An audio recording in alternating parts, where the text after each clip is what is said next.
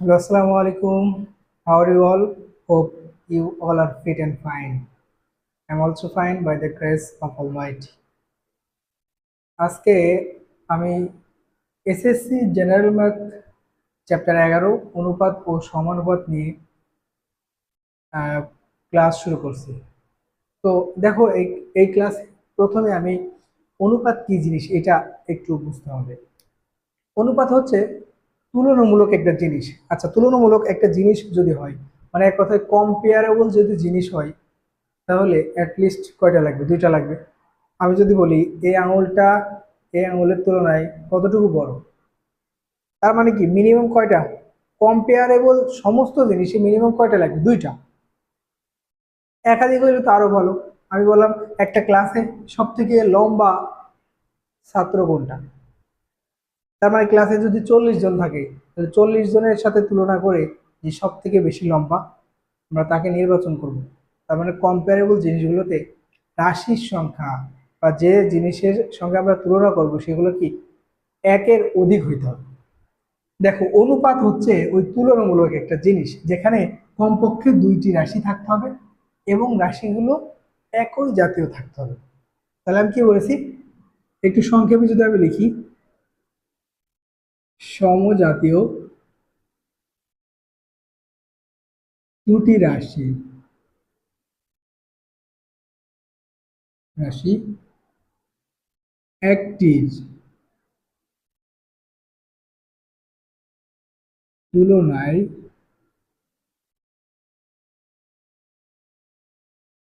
অপরটি কতটুকু, কতটুকু বলতে কতটুকু বড় নাকি কতটুকু ছোট, তার যে ভগ্নাংশের যে একটা ফরম্যাট, সেটাকে আমরা কি বলছি? অনুপাত। মনে থাকবে, তার যে একটা ভগ্নাংশের মাধ্যমে যদি প্রকাশ করি কতটুকু। যেমন দেখো, এ যদি একটা রাশি হয়, আবার কি বি যদি রাশি হয়, এদের অনুপাত হচ্ছে A:B। আমি বলেছি কমপক্ষে দুইটা রাশি হতে হবে। আমি বললাম এর তুলনায় বি 2 গুণ বড়, তাহলে কি A:2B দিয়ে দিব আমরা। এখন দেখবো যে অনুপাতকে সাধারণত যেমন এখানে এক্স ইস টু কত ওয়াই, এটার মানে হচ্ছে এক্স বাই কত ওয়াই, এটা একটা কি ভগ্নাংশ হবে। অনুপাতের অনেক ক্লাসিফিকেশন আছে। এক অনুপাত, মিশ্র অনুপাত, গুরু অনুপাত, লঘু অনুপাত, এটা আমরা ক্লাস 7, ক্লাস 6, ক্লাস 8 আমরা পড়ে আসছি। এই অধ্যায়ে শুধু আমরা মানে অনুপাতের বাস্তবিক যে প্রয়োগগুলো আছে, ম্যাথমেটিক্স গুলো আছে, ওগুলো আমরা শেষ করব। তো আমরা দেখি আগে যে সমজাতীয় হইতে হবে, মানে দুইটা রাশি কি সমজাতীয় হতে হবে। সমজাতীয় মানেটা কি, ব্যাপারটা আমি বুঝাই। সমজাতীয় মানে হচ্ছে যে আমি এমন বলতে পারি যে বন্ধু, তোর বয়স আমার বয়সের তুলনায়, তাহলে বয়স বয়স তুলনা করতে পারি। আমি এটা বলতে পারি যে তোর কাছে কত টাকা আছে? 30 টাকা। আমার কাছে কত টাকা আছে? 60 টাকা। তাহলে দুইটা টাকা টাকার অনুপাত হইতে পারে। তার মানে দুইটা যে বিষয় নিয়ে আমরা পার্থক্য বা তুলনা করব, যে বিষয়গুলো নিয়ে আমরা কথা বলবো, সে দুইটা একই জাতীয় জিনিস হতে হবে।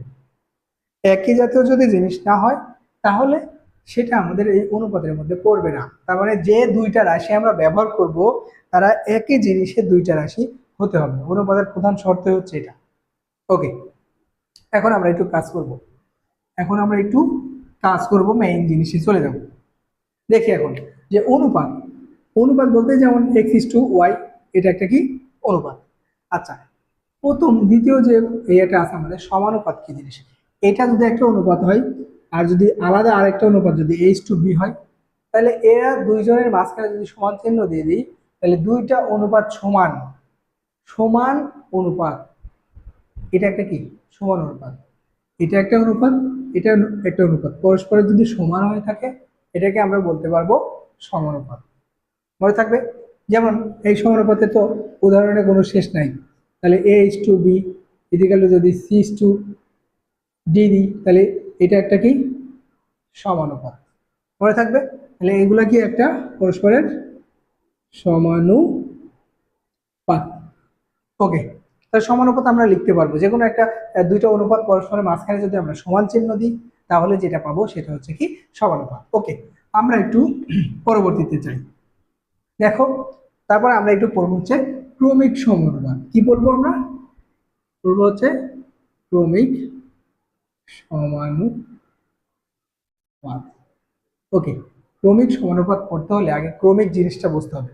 আমরা যে রাশিগুলো নিব বা সে যে সংখ্যাগুলো নেব সেগুলো কি হবে ক্রমিক, মানে কি পরপর হবে, পরপর। আচ্ছা, পরপর তিনটা জিনিস যদি আমরা দিয়ে দিই, এ, তারপরে বি, তারপর কি সি আছে না, মানে একদম পরপর, মানে পরপরে হইতে হবে।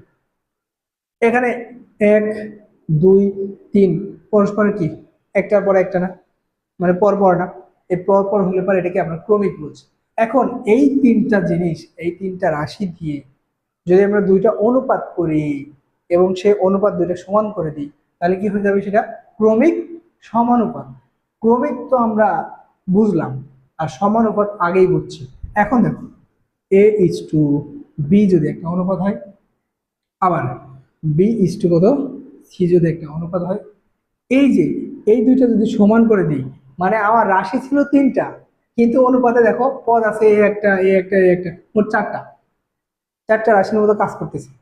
তাহলে আমরা কি করলাম, যে তিনটা ক্রমিক রাশি নিয়ে দুইটা অনুপাত তৈরি করলাম, সেই দুইটা অনুপাতের মাঝখানে সমান চিহ্ন দিলাম, এটা হয়ে গেল কি ক্রমিক সমানুপাত। আচ্ছা, এটা যদি একটু ক্যালকুলেশন করি আমরা, তাহলে কত হবে, A/B = B ভাগ কত সি। এটাকে আমরা কি বলতে পারি, প্রথম রাশি, দ্বিতীয়, তৃতীয়, এটা কত চতুর্থ বলতে পারি। আচ্ছা, এটাকে যদি আরো একটু ক্যালকুলেশন করি আমরা, দেখো B² কি বলতে পারি, AC। এইটাকে, এই এই জিনিসটাই, এই ক্রমিক সমানুপাতটা আমাদের MCQ-তে আসে। কিভাবে আসে, যে বলবে যে তিনটা ABC ক্রমিক সমানুপাত হওয়ার শর্ত কি, তখন এই জিনিসটা এরকম আসে না, আসে বাংলাতে। বাংলাতে কিরকম আসে, যে এই বি, কত নম্বর রাশি ছিল এখানে, তৃতীয় না, তাহলে এখানে এরকম থাকবে যে তৃতীয়, এই তৃতীয় রাশি স্কোয়ার ইজিক্যালটা আমরা কি বলতে পারবো, প্রথম রাশি, প্রথম রাশি, তাই না। আমি এটা রাশি লিখে নিই, তোমরা লিখে নিবা, রাশি ইন্টু কি বলবো, তৃতীয় রাশি, মনে থাকবে। প্রথম ইন্টু কত, তৃতীয়, হ্যাঁ তৃতীয়, এটা এটা চতুর্থ না, এটা তৃতীয় ধরবো আমরা, কারণ কি ক্রমিকের তিনটা রাশি ধরছি, এখানে তিনটাই আছে। ওকে, এবার দেখবো, তাহলে ক্রমিক সমানুপাত হওয়ার শর্ত হচ্ছে B²=AC। আমরা এমনি ম্যাথমেটিক্স করতে করতে বুঝে ফেলবো। ওকে, ব্যস্ত অনুপাত কি জিনিস আমরা এই অ্যাপ্লিকেশন গুলো একটু বলি। ব্যস্ত অনুপাত বলতে দেখো, A/B এইরকম যদি থাকে, C/D। এই ব্যস্ত অনুপাতটা কি জিনিস, ব্যস্তানুপাত, ব্যস্ত অনুপাত হচ্ছে জাস্ট হরগুলো লব হবে এবং কি হবে, লবগুলো হর হবে। তার মানে কি আসবে এখানে, B/A = D/C। এই যে এটা আমরা ব্যস্ত অনুপাত করলাম। এই কাজটা যখন আমরা ম্যাথমেটিক্স এর মধ্যে করব, তখন এরকম পাশে সাইড নোট দিয়ে লিখে দিব ব্যস্ত অনুপাত, মনে থাকবে। ওকে, এবার আমরা একটু যাই, এবার পরের যে কাহিনীটা আসবে, একান্তর। দেখো, একান্তর বলতে কিছুই না, একান্তর আমরা বুঝছি না। একান্তর মানে কি, এরকম কোনাকুনি একটা জিনিস ছিল, মনে আছে কিনা। আচ্ছা, জ্যামিতি দিয়ে এত বোঝানোর কোনো প্রয়োজন নাই। এখানে আমি দেখি যে এই যে এই কোনা কাটা যদি এক্সচেঞ্জ করে, পরস্পরের সাথে এক্সচেঞ্জ করে, তার মানে এর নিচে কত আসবে, সি আসবে। এবং যেহেতু এই দুইটা পরস্পরই কি আছে, গুণ আছে, কিন্তু অর্থাৎ বির জায়গায় সি এবং সির জায়গায় বি আমরা দিতেই পারি। আচ্ছা, তার মানে কি হবে এখানে, বিভাগ কত ডি। এই যে কাজটা করলাম, এটার নাম হচ্ছে কি একান্তর করা।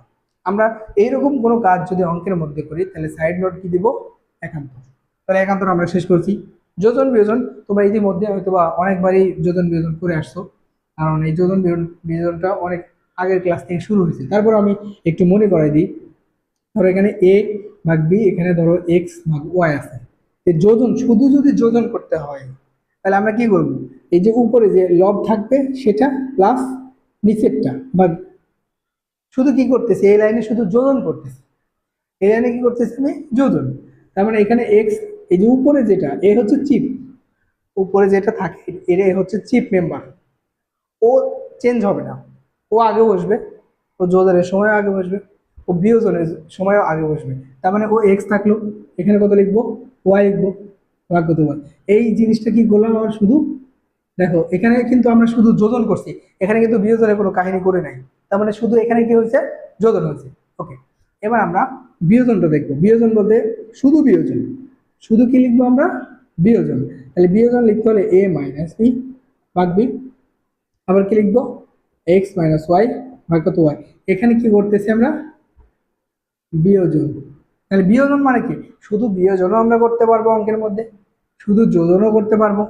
আবার যদি মনে করো যে না, আমি এই দুইটা একসাথেই করব, যোজন বিয়োজন করব, সেটাও করা যাবে। সেটা আমি একটু দেখাই দিচ্ছি, এটা দেখাই দিচ্ছি। সেটা দেখো, এ ভাগ কত লিখছিলাম বি, এক্স ভাগ কত এখানে ওয়াই। তাহলে এখানে মনে রাখতে হবে যোজন যখন করব, এ এ হচ্ছে চিফ, ও হচ্ছে প্রেসিডেন্ট, তো ওখানে বসেই থাকবে এ, নিচেরটা প্লাস, এটা কি যোজন হয়ে গেল। আবার কি এ মাইনাস কি হবে নিচেরটা। এক কথায় লবের জিনিসটা সবসময় আগেই বসবে, যোজনের ক্ষেত্রেও বসবে, যখন আমরা বিয়োগ করব সেই বিয়োজনের ক্ষেত্রেও বসবে। ওকে, তার মানে এখানে কত হবে? এক্স মাইনাস ওয়াই, এখানে কত হবে? X plus y. এই যে এই টোটাল যে প্রসেসটা আমরা করলাম একসাথে, এটার নাম হবে যোজন বিয়োজন। মনে থাকবে? ওকে, তাহলে আমরা এটা যোজন বিয়োজনটা আমরা বুঝে ফেলছি। এই অধ্যায়ের বেসিক বলতে সাধারণত ওইরকম কিছু নাই, অঙ্ক করতে করতে এগুলো জানা যায়। তারপর আমি একবার করে সব বলে দিচ্ছি, এটা তোমাদের উপকার হবে আর কি। দ্বিগুণ আনুপাত বলতে কি বোঝায়? দ্বিগুণ অনুপাত হচ্ছে দুই করে গুণ হবে না, এখানে দ্বিগুণ অনুপাত বলতে পাওয়ার হয়ে যাবে। যেমন দেখো, এক্স ইস টু ওয়াই, এটা দ্বিগুণ অনুপাত কি হবে? এক্স স্কোয়ার ইস টু কত হবে? Y square. মানে এটা দুই গুণ হয়নি, কিন্তু ডাবল ডাবল হয়ে গেছে। মনে থাকবে? ওকে, এটা দ্বিগুণ অনুপাত শেষ।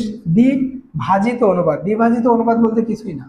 দ্বিভাজিত অনুপাত বলতে এক্স ইস টু ওয়াই যদি হয়, এর দ্বিভাজিত অনুপাত হবে এটা, জাস্ট রুট করে করে যেটা আসে সেটা হচ্ছে দ্বিভাজিত অনুপাত, মাথায় রাখলে হবে।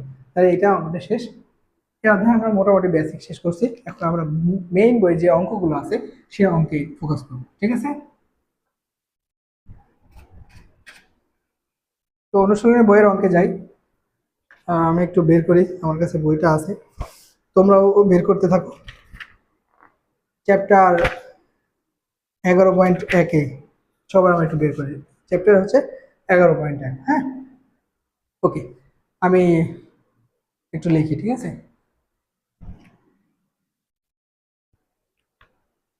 তার প্রয়োজন নাই।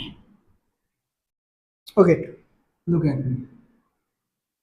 চ্যাপ্টার হচ্ছে 11.1, আমরা 1 নম্বর অঙ্ক। 1 নম্বর অঙ্কে দেওয়া আছে দুটি বর্গের বাহুর দৈর্ঘ্য যথাক্রমে এ মিটার এবং বি মিটার মিটার হলে পারে ক্ষেত্রফলের অনুপাত করো। মানে একটা বর্গের বাহুর দৈর্ঘ্য হচ্ছে এ মিটার, আর একটা বর্গের বাহুর দৈর্ঘ্য হচ্ছে কত? B metre. তাহলে এদের ক্ষেত্রফলের অনুপাত কত? এটা কোনো অঙ্কই না। তাহলে লিখবা যে বর্গের বাহু এ মিটার হলে, এই বর্গের ক্ষেত্রফল কি হবে? হ্যাঁ, বর্গের ক্ষেত্রফল কি হবে? বাহু গুণ বাহু। এখানে একক কি হবে? বর্গ মিটার, কারণ ক্ষেত্রফলের একক অলওয়েজ কি হয়? বর্গ। এই এককগুলো দেখবে, এই অঙ্কে আসলে কিছুই নেই। আবার এখানে যদি আমরা দেখি যে বর্গের বাহুর দৈর্ঘ্য কত দেওয়া আছে? B metre. ওকে, তাহলে বর্গের ক্ষেত্রফল এখানে কত হবে? এখানে বর্গের ক্ষেত্রফল হচ্ছে কত?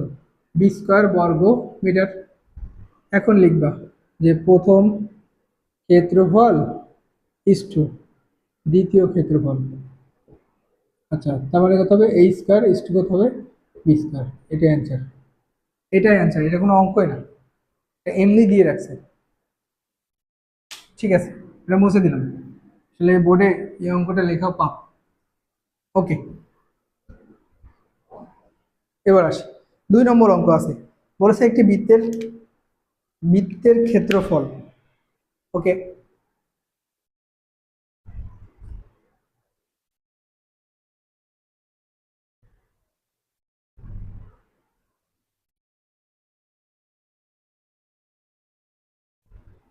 ওকে, 2 নম্বর অঙ্ক আমি উঠাইছি, যে বলেছে একটি বৃত্তের ক্ষেত্রফল একটি বর্গের ক্ষেত্রফলের সমান।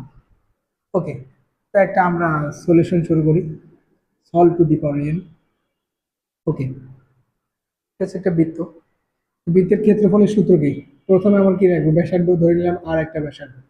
তাহলে ধরে নিবা ধরি, ধরি বৃত্তের ব্যাসার্ধ আর মিটার, বা আর একক, যা ধরবা ধরতে পারো।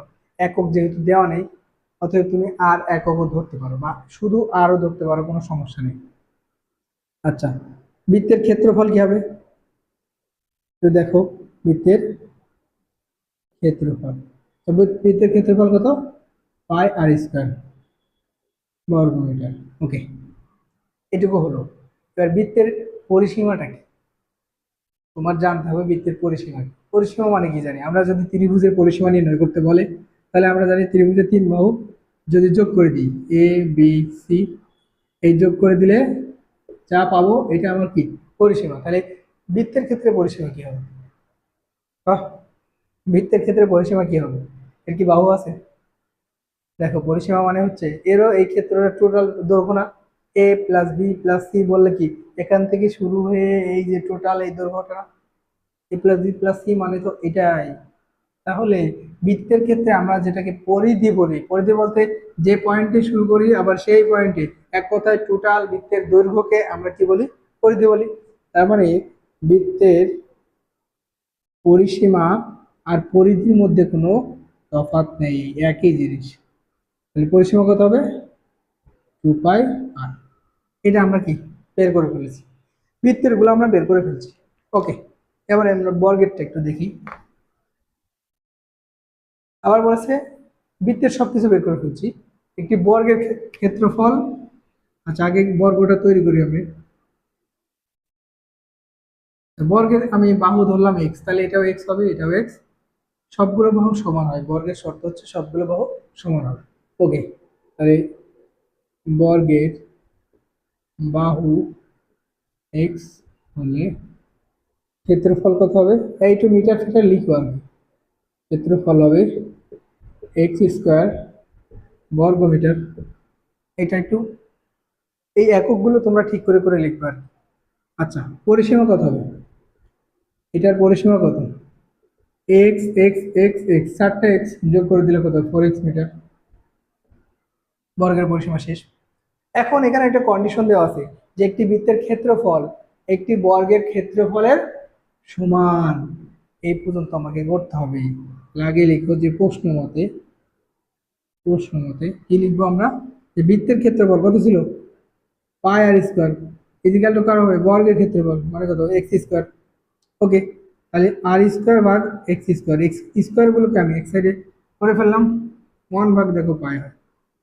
আচ্ছা, আর ভাগ এক্স ইজিক্যাল টু √1/পাই। অতএব আর ভাগ এক্স ইজিক্যাল টু কি পাইলাম আমরা? 1/√পাই। এটা পাইলাম, এটা পাইলাম, এটা হয়তো কাজে লাগবে আমাদের পরে। অ্যান্সার কি? সরি, অ্যান্সার কি এটা চাইছে? অ্যান্সার কিন্তু এটা আমাদের চাই নাই। অ্যান্সার চাইছে এদের পরিসীমার অনুপাত। তাহলে এদের পরিসীমা মানে কি? লিখবা বৃত্তের পরিসীমা ইস টু, এখন বলে লিখবা, হ্যাঁ। এই প্রথমে এটা লিখবা, এটা লিখবা, তারপরে এটা লিখবা, আমি সব এক লাইনে লিখে ফেলছি আর কি। বৃত্তের পরিসীমা ইজিক্যাল টু ইস টু বর্গের পরিসীমা। আচ্ছা, বৃত্তের পরিসীমা ইস টু বর্গের পরিসীমা কি হবে? আচ্ছা, বৃত্তের পরিসীমা কত? 2 পাই আর। ইস টু বর্গের পরিসীমা কত? 4x। এটা তো আমরা বুঝছি নাকি? আচ্ছা, এটাকে এমনি কি ভাঙা যায়? 2 পাই আর ইস টু থাকলে এটা কি আমরা কি ভাগ করে লিখতে পারবো না? ওকে, টু টু কাটলে পরে কত? পাই আর ভাগ কত হবে? 2x। আচ্ছা, আর ভাগ এক্স এক সাইডে লিখলাম, পাই/2 এক সাইডে লিখলাম, কোনো সমস্যা? দেখো তো, এই যে আর ভাগ এক্স এর মান কত বের করছে? 1/√পাই না? এইটা এখন এখানে বসাই দিব। তাহলে এখানে কত হবে? 1/√পাই ইজিক্যাল টু ইন্টু পাই/2। এটা ক্যালকুলেশন করলে এমন আসবে, পাই/√পাই। এটা ওটাই অ্যান্সার, ওইটাই আমাদের অ্যান্সার। এই অঙ্কটাও কিছু ছিল না, শুধু একটু বেসিক দিয়ে দিয়েছে। আশা করি অঙ্কটা বুঝছো? তো আমরা 3 নম্বর অঙ্ক দেখি। আসলে এতক্ষণ মাথার উপরে ফ্যান চলতেছিল, আমার মনে রাখে এটা অফ করতে জানি না, ভিডিওর অবস্থা কি। যাই হোক, একটু মানায় সানায় নিলেই হবে। ওকে, এবার দেখি দুইটি সংখ্যার অনুপাত দেওয়া আছে 3:4, এদের লসাগু কত দেওয়া আছে? 180। আচ্ছা, আমি বলেছিলাম যে অনুপাত যাই হোক, দেখো 3 কত আছে, 4 না? বুঝতে হবে, এই জিনিসটা বুঝতে হবে। আচ্ছা, 3:4 মানে 3 ভাগ কত হবে, 4 হবে না? এখন দেখো, আমি যদি কোনো কিছু উপরে অ্যাড করতে চাই, মানে গুণ করতে চাই, 3x নিলাম, নিচেও কিন্তু x নিতে হবে, কারণ কাটাকাটি করে যেন আমরা আগের লাইন পাই। তুমি কেউ কেউ এমন ধরতে পারো যে একটাকে 3x ধরলাম, একটাকে 4y ধরলাম। আচ্ছা, এটা কি কাটবে? এই দুটো কি কাটবে? ওই যে 3/4 এই আগের লাইনকে আসবে, তাহলে এটাকে আমরা ধরতে পারবো? এটা কিন্তু ধরতে পারবো না। সবসময় মনে রাখতে হবে সমজাতীয় ধরতে হবে। তার মানে এই যে দুইটি সংখ্যার অনুপাত 3:4, আমরা ধরে নিই যে সংখ্যা দ্বয় ধরি 3x, আর একটা কত ধরতে হবে, 4x। তুমি একটা 3x ধরবা আর একটা 4y ধরবা, এরকম হবে না, সমজাতীয় ধরতে হবে, একই জাতীয়। এটাকে যদি y ধরো, তাহলে পরেরটাও তোমাকে y ধরতে হবে। একটাকে x ধরলে আর একটাকে আবার x-ই ধরতে হবে। এই জিনিসটা সবসময় মাথায় রাখবা। অনুপাতের জিনিস যতগুলো দেওয়া থাকুক না কেন, একটা এক্স ধরলে পরেরটা এক্স এক্স এক্স দিয়ে অঙ্ক করে ফেলবা। ওকে, একটু দেখো, তাহলে এখানে সলিউশন শুরু করো। ধরি এগুলো শর্ট কোশ্চেন আসবে আর কি। সংখ্যা দ্বয় 3x আর একটা কত হবে, 4x। বলেছে এদের লসাগু কত, 180। আচ্ছা, এদের লসাগু আমরা একটু করি। 3x আর কত, 4x। আচ্ছা, এই দুইটার মধ্যে কমন যায় কি, মানে কমন জিনিস কি এই দুইটার মধ্যে? দেখো, এই দুইটার মধ্যে কমন যায় হচ্ছে x। তাই x কমন হলে এখানে 3 আর কত, 4 থাকে। আর কি কোনো কিছু কমন যায়? যায় না। তাহলে x ইন্টু 3 ইন্টু কত, 4, এই তিনটা যদি গুণ করে দিই, দেখো 12x আসে। তার মানে এদের লসাগু কত আসলো, 12 লিখবা। এদের লসাগু 12। তাহলে প্রশ্ন মতে দেখো তো কি দেওয়া আছে। প্রশ্ন মতে দেওয়া আছে লসাগু is equal two 180। That means এই 12x ইজ ইকাল টু 180। অতএব এক্স ইকাল টু 180 ভাগ কত হবে, 12। এটা কত হবে, 15। অতএব এক্স এর মান যদি 15 আসে, তাহলে সংখ্যা দুইটা পাওয়া পাওয়া যাবে না। অতএব লেখো প্রথম সংখ্যা কত, 3x। তাহলে 3 ইন্টু কত, 15, দ্যাট মিনস 45। আবার দ্বিতীয় সংখ্যা কত হবে, দ্বিতীয় সংখ্যা ইজিক্যাল টু কত হবে, 4x। তাহলে 4 ইন্টু 15, তার মানে 60। যেটা অ্যান্সার। একটা সংখ্যা 45 আর একটা সংখ্যা কত, 60। এই সিমিলার অঙ্ক যদি বলতো দুইটি সংখ্যার অনুপাত 3:4, এদের লসাগু 180, তাহলে গসাগু কত? যদি গসাগু চাই, তোমরা কি করবো বলো তো? গসাগু মানে কি? এই 3x এবং 4x এর গসাগু মানে কি? হ্যাঁ, 3x ও 4x এর গসাগু বলতে এই দুইটার মধ্যে কমন থাকতে হবে, সর্বোচ্চ বড় যে উৎপাদকটা, সেটা হচ্ছে এই দুইটা সংখ্যার কি হবে, গসাগু। যে কোনো কিছুর যদি আমরা গসাগু নির্ণয় করতে চাই, মাথায় রাখতে হবে যে সব থেকে বড় যে উৎপাদকটা দুইটা থেকেই কমন যায়, সেটা হচ্ছে আমার কি, গসাগু। তার মানে এখানে দেখো তো, এখানে কমন কোনটা, এক্স না? তার মানে এই দুইটার কি গসাগু কত হবে, এক্স হবে না? তার মানে এখানে অ্যান্সার হয়ে গেছে যে এদের গসাগু হচ্ছে 15। মাথা থাকবে। এই কোশ্চেন কিন্তু একটু ঘোরাই, শর্ট কোশ্চেনের মধ্যে দিয়ে দিবে সংক্ষিপ্ত প্রশ্নে। তাহলে এটা আমাদের শেষ।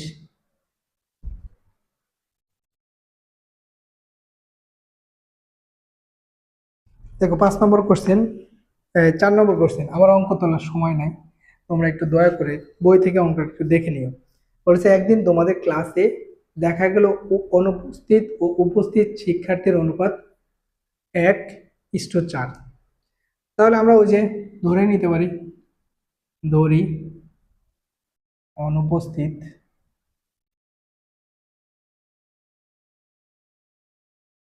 শিক্ষার্থী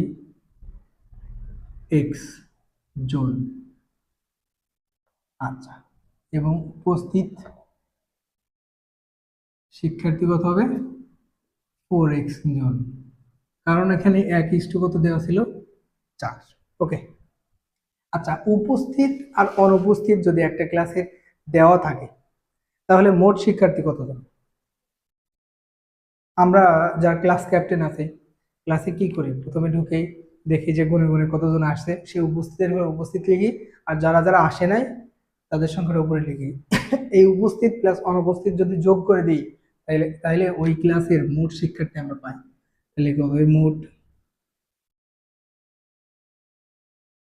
শিক্ষার্থী, তাহলে মোট শিক্ষার্থী কত হবে, এক্স প্লাস কত, 4x ইজিক্যাল টু 5x যোগ।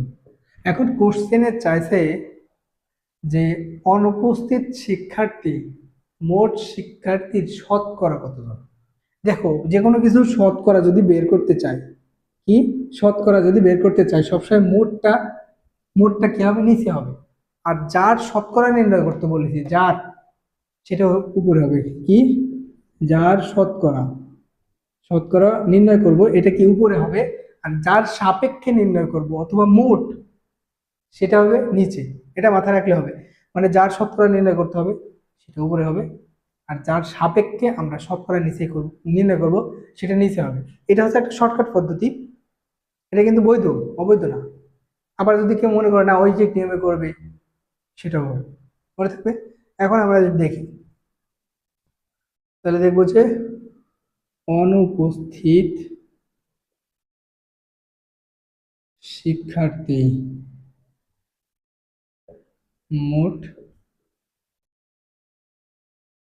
শিক্ষার্থীর শতকরা কত সেটা বের করবো। শতকরা কত, তাহলে দেখো অনুপস্থিত শিক্ষার্থী নির্ণয় করতে বলেছে যে অনুপস্থিত শিক্ষার্থী মোট শিক্ষার্থীর, তাহলে কার সাপেক্ষে নির্ণয় করবো, মোটের সাপেক্ষে না। তাহলে মোট কত আছে বলেন তো, 5x, আর অনুপস্থিত কত, এক্স, ইন্টু কত দিব আমরা, 100%। এক্স এক্স কাটে 5, আর 100 কাটলে 20%। এটা অ্যান্সার। অঙ্কটা সুন্দর না, মানে সংক্ষিপ্ত কোশ্চেনে দেওয়ার মতো অঙ্ক এগুলো। ওকে, 4 হয়ে গেছে। 5 নম্বর অঙ্ক একটু দেখি আমরা। 5 নম্বর অঙ্ক, 5 নম্বর অঙ্ক কি দেওয়া আছে, কিছুই নাই। 5 নম্বর অঙ্ক দেখা আছে একটি দ্রব্য ক্রয় করে 28% ক্ষতিতে বিক্রয় করছে। তাহলে এখন বিক্রয় মূল্য ইস্টু ক্রয় মূল্য কত হবে। তার মানে একটা দ্রব্য ও কি করছে, 28% লস, 28% লসে বিক্রি করছে। তা আমি ধরে নিলাম, ধরি ক্রয় মূল্য, আচ্ছা ধরি ক্রয় মূল্য কত ছিল, 100 টাকা। অতএব বিক্রয় মূল্য, যদি 28% ক্ষতিতে বিক্রয় করে তাহলে 100-র মধ্যে কি হবে, সে 28 টাকা তো লস খাচ্ছেই। তাহলে কত হবে বলতো, এটা কত হবে, 72 টাকা। এটা হবে তো নাকি। ওকে, এখন কিছুই নাই, বলেছে বিক্রয় মূল্য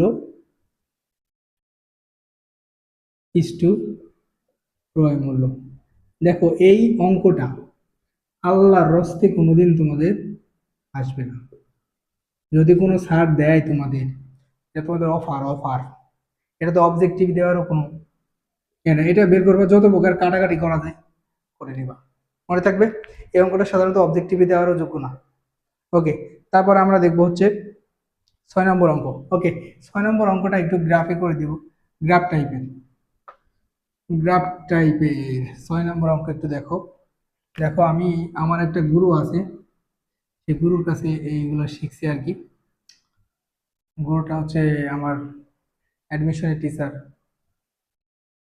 চাকরির প্রিপারেশনের টিচার, রিয়াদ ভাই আর কি। উনি এই যে এটা শিখাইছে আর কি। দেখো, পিতা পুত্রের অঙ্ক পৃথিবীতে আমরা কম করি নাই। 6 নম্বর অঙ্ক হচ্ছে পিতা পুত্রের অঙ্ক। এই পিতা পুত্রের অঙ্কের সিস্টেম থাকে 3টা, মানে ঘটনা থাকে 3টা। একটা কি থাকে বলতো সবসময়, যে বর্তমান থাকে একটা, আর একটা কি অতীতে কি কাহিনী ছিল পিতার পুত্রের মধ্যে, তাহলে একটা অতীত থাকে, আর কি থাকে ভবিষ্যতে কত কি হবে সেটা হচ্ছে থাকে। তাহলে এই যে 3টা জিনিস, এর বাইরে কিন্তু নাই, এর বাইরে কিন্তু নাই। এই যে এই 3টা জিনিস আমরা যখন আঁকাই ফেলবো, অঙ্ক শেষ। কেমনে শেষ একটু দেখাই। দেখো অঙ্কটা বড়, সবাই লেখা আছে পিতা ও পুত্রের বর্তমান বয়সের সমষ্টি কত। তাহলে বর্তমান এদের বয়সের সমষ্টি দেওয়া আছে কত 70 বছর বর্তমানে। ওকে, আর দেওয়া আছে 7 বছর পূর্বে, তাহলে 7 বছর পূর্বে মানে কি, এই যে 7 ইয়ার পূর্বে। আচ্ছা 7 ইয়ার পূর্বে যদি যাই বর্তমান থেকে, আমাকে পিছায় যাইতে হবে না, তার মানে কি অতীতে। 7 বছর পূর্বে তাদের বয়সের অনুপাত ছিল 5:2। তাহলে এই যে এই অতীতের ঘটনা দেওয়া আছে, তাহলে অতীতে পিতা ইষ্টু পুত্র কত ছিল, 5 ইষ্টু কত দেওয়া ছিল, 2। আচ্ছা যদি ইষ্টু দেওয়া থাকে তা আমরা বয়স ধরে ধরে নিতে পারি না, তাহলে কি লিখবো, অতএব পিতার বয়স কত হবে 5x। আচ্ছা পুত্রের বয়স কত হবে 2x। এবার আমার ঘটনা তো এখানে শেষ, আমার আস্তে আস্তে যাইতে হবে কি সামনের দিকে, কারণ কি পূর্বের বয়সের অনুপাত দেওয়া আছে, কিন্তু আমাদের প্রশ্নে চেয়েছে 5 বছর পরে তাদের বয়সের অনুপাত কত। তার মানে বর্তমান থেকে 7 বছর আগে তাদের 5:2 ছিল, আর বর্তমান থেকে 5 বছর পরে আমাদের অঙ্কের চেয়েছে। তাহলে আমরা সেই অনুপাতে একটু কাজ করি। তাহলে দেখো, এই যে পূর্বের বা অতীতের বয়স থেকে বর্তমানে যাইতে কত বছর লাগবে, 7 বছর না। তার মানে এই যে বর্তমানে পিতার বয়স কি হবে এখন, পিতার বয়স, দেখো বর্তমানে পিতার বয়স কত, এই 5x থেকে কত 7 যোগ হবে, আবার পুত্রের বয়সও ওই একই যোগ হবে না, পুত্রের বয়স কত দেওয়া আছে 2x থেকে কত 7 যোগ, এই যে পিতা ও পুত্রের টোটাল বয়স বর্তমানে কত হয়েছে এখন 70 বছর, 70 বছর, সেটা এখন নির্ণয় করতে হবে। তার মানে এখানে প্রশ্ন মতে কি হবে, প্রশ্ন মতে 5x plus 7, 2x plus 7 is equal to 70, তাহলে এটা কত 7x plus 70 56, x is equal to 8। এখন বর্তমানে পিতা কত হবে এটা একটু হিসাব করি। বর্তমানে পিতা দেখো x এর মান এখানে 8 বসা, 5 8 40 47, আমরা একটু ক্যালকুলেশন করে নিব আর কি। বর্তমানে পুত্র কত হবে, এখানে 8 বসাও, 8 দুগুণে 16 আর 7 কত হবে 23 হবে। এই যে পিতা আর পুত্র বর্তমানে, এটা আমাদের অঙ্কের অ্যান্সার, এটা চাইনি এসে বর্তমান থেকে 5 বছর পরে, 5 বছর পরে এই ভবিষ্যতে পিতা পুত্রের বয়সের অনুপাত চেয়েছে। তাহলে 5 বছর একটু অ্যাড করো, তাহলে এই 5 বছর পরে পিতা কত হবে 47 প্লাস কত 5, পুত্র কত হবে 23 প্লাস 5। এখন পিতা ইস্টু যদি আমরা পুত্র দিই তাহলে কত হবে এটা 52, এই যে 52 ইস্টু কত হবে 28, 4 13 52, 4 7 28, এটা অ্যান্সার। অঙ্কটা কিন্তু সহজ আছে, শুধু একটু মাথা ঠান্ডা করে বুঝলেই এই অঙ্কটা করা যাবে।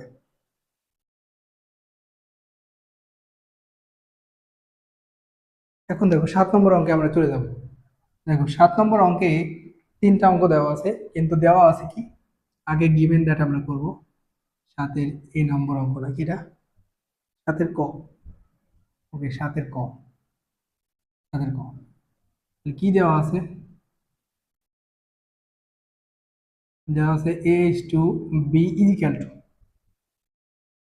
b is to c। আচ্ছা b is to c এটা কোন অনুপাত মনে পড়তেছে, এটা সে ক্রমিক সমানুপাত না, এটা সে কি ক্রমিক সমানুপাত। যদি মনে না থাকে তো ব্রেনকে জিজ্ঞাসা করো। আচ্ছা এটা সমান আমরা কি লিখতে পারি, এ ভাগ বি, এটা সমান কি বি ভাগ সি। আচ্ছা এটা যদি হয় তাহলে আমরা একটা জিনিস কিন্তু ধরতেই পারি, ধরি কি এ ভাগ B is equal to b ভাগ সি ইজ ইকাল টু কত কি, ধরতে পারি না। এই দুইটা যদি পরস্পর সমান হয়ে থাকে এর একটা কনস্ট্যান্ট ধরলে কি সমস্যা, কারণ এই কে ইজ ইকাল টু এটাও বলতে পারি, আবার কে ইজ ইকাল টু এটাও বলতে পারি, কোনো সমস্যা নেই। একটা সমান জিনিস যদি দিই তো দুইজনেই তো ভাগ পাচ্ছে, তো একটা কনস্ট্যান্ট আমরা নিতেই পারি। আচ্ছা এখন আমরা কি বলতে পারি বলতো, যে এ ভাগ B is equal to K, আবার বি ভাগ সি ইজ ইকাল টু কি লিখবো K, that means A is equal to কত বি কে, আবার এখান থেকে বি ইজ ইকাল টু কি পাবো সি কে না। এই যে বির মানটা এখানে বসা দিতে পারে না, এই যে বির মানটা এই জায়গায় বসালাম, তাহলে কত হবে সি কে ডট কত কে, তার মানে সি কে স্কোয়ার। এই যে আফটার অল আমাদের এর মান আসলো সি কে স্কোয়ার, আর বির মান হলো কত আসলো সি কে। এইগুলো তথ্য ব্যবহার করবো, এই তথ্য শুধু দেওয়া আছে থেকে এটা আমরা করলাম। এখন আমরা মূল অঙ্কে যাইনি। এখন দেখো এ লেফট হ্যান্ড সাইড কি আছে, লেফট হ্যান্ড সাইড আছে কি এ ভাগ সি। আচ্ছা, এ ভাগ কত সি, এখন এর মান আমরা এখানে পাইছি না, এর মান কত সি কে এক্স স্কোয়ার ভাগ সি, সি সি যদি কাটি স্কোয়ার। রাইট হ্যান্ড সাইডে যাও, রাইট হ্যান্ড সাইডে কি বলছে এ স্কোয়ার বি স্কোয়ার নিচে বি স্কোয়ার প্লাস কত সি স্কোয়ার। আচ্ছা এর মান কত, এর মান এখানে আছে না, এর মান কত সি কে স্কোয়ার, বির মান কত সি কে।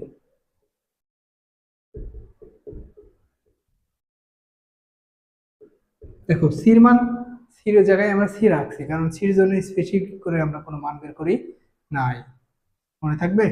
ওকে, এবার সি কে স্কোয়ার করে দাও, এটা কত হবে কে টু দি পাওয়ার 4। এই ক্যালকুলেশনগুলো আশা করি তোমরা বোঝো, এখানে আমার কিছু বলা নেই, জাস্ট পাওয়ারগুলো সবার মাথার উপরে দিয়ে দিচ্ছি। ওকে, কি কমন যায় উপরে স্কোয়ার কে স্কোয়ার, তাহলে কে স্কোয়ার প্লাস 1 স্কোয়ার কমন দিলে কে স্কোয়ার প্লাস 1, এটা কাটে এটা কাটে থাকে কে স্কোয়ার। দেখো মিলে গেছে, left hand side is equal two right hand side. তাহলে সাতের আমরা ক নম্বর শেষ করছি, সাতের হচ্ছে গ নম্বরটা, মানে সাতের গ, সাতের গটা হোমওয়ার্ক থাকবে, হোমওয়ার্ক। সাতের গ একই জিনিস, মানে এইখান থেকে এইটুকু সিমিলার থাকবে, শুধু লেফট হ্যান্ড সাইড এবং রাইট হ্যান্ড সাইডে চেঞ্জ হবে, সাতের গ নম্বরটা, ঠিক আছে। আচ্ছা, তাহলে সাতের গ এবং ক আমরা শেষ করলাম।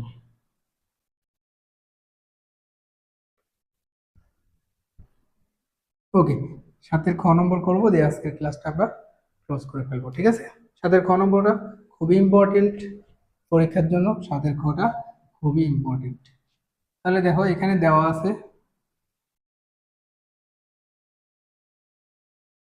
কত এ ইস টু কত বি, বি ইস টু কত সি, একটা ক্রমিক সমানুপাতিক। আচ্ছা এখানে আর আমরা কে ধরবো না, এমনিতেই করে ফেলবো, এ ভাগ কত বি, বি ভাগ সি। দ্যাট মিনস আমরা কি পাই এখান থেকে বি স্কোয়ার ইজিক্যাল টু কত এসি। তো সাথে লেফট লেফট হ্যান্ড সাইডে কি আছে, লেফট হ্যান্ড সাইডে আর রাইট হ্যান্ড সাইড, তার মানে একটা করলে হবে। লেফট হ্যান্ড সাইডে আছে A square B square C square. Okay, আমার মুখস্থ আছে অঙ্কটা, ঠিক আছে, এটাই আছে। এখন এটা থেকে আমার প্রমাণ করতে হবে যে এ কিউ, প্রমাণ করতে হবে এ কিউ বি কিউ এবং কত সি কিউ। ঠান্ডা মাথায় অঙ্ক করবা, এটা এর মধ্যে গুণ করে দাও, আবার এটা গুণ করে দাও,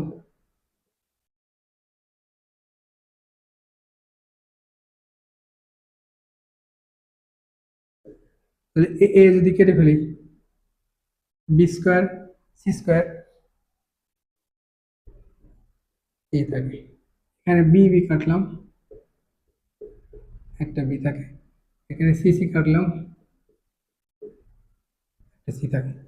আচ্ছা এই যে বি স্কোয়ার, এই বি স্কোয়ারের মান এখানে বসাতে পারবো না, বি স্কোয়ার সমান কত a c into c square বা কত এ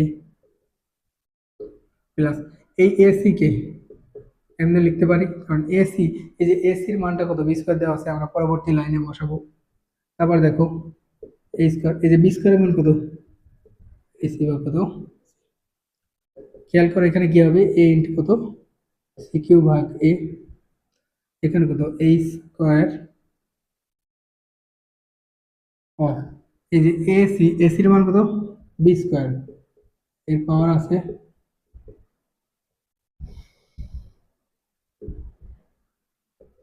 তাহলে এ এ কাটে সি কিউ, এখানে বি টু দি পাওয়ার 4 ভাগ বি প্লাস দেখো সি সি কাটে এ কিউব থাকে, এ কিউব, এই যে এটা কাটলে কত b cube c cube equal to right hand side.